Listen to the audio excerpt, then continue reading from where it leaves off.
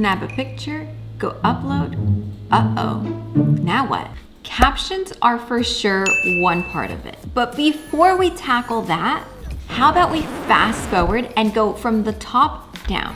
So what are you even going to post? For ideas, let's be honest, I don't overcomplicate it. I grab my phone and on the Notes application, I have a separate note and I jot down anything that comes to mind. That means reels, trendy songs, post ideas, caption ideas, quotes. I like everything goes on one note in my phone. The ease of this is that no matter where I am, I can easily just open up, have it there, and it's all in one space. Because if I start using this application and that application and this and that and try to get all fancy, well, it's just gonna be all over the place. This is what works for me. Now, for the image, the video, the thing, what's actually going on in whatever I'm creating and uploading, well, for that, obviously, first of all, the camera. And then if it's a video, I will either edit. If I need to lighten something up, I'll go into VSCO. And then for a video reel, which is actually the majority of what I'm doing right now, I'll go on Inshot or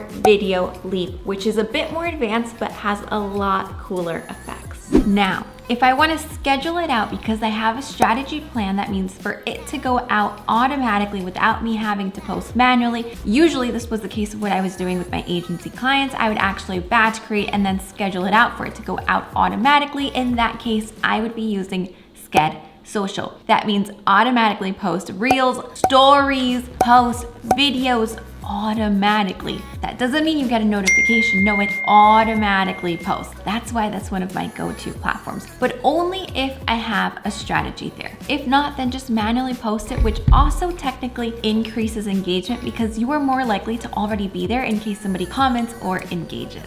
And with that, last but definitely not least, what we normally, myself included, spend the most time on: the captions.